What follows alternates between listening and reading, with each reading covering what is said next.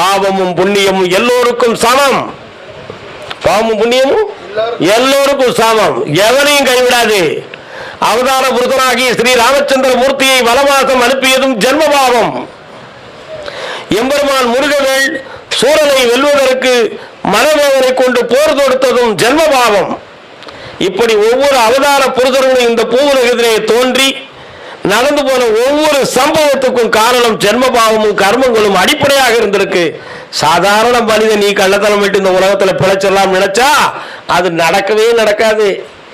அதனால எல்லாரும் உள்ளத்தை திருப்பி முதல்ல உன் உடலை அலங்காரம் பண்றது பெரிய விஷயமே இல்லை.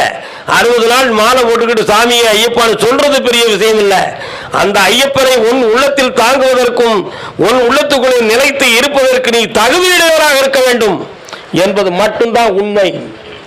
இந்த உண்மையை உணர்ந்து மனதை பக்குவப்படுத்தி நெறியோடு நீ விரதம் இருந்து கொண்டால் அந்த விரதத்துக்கு பலன் உண்டு.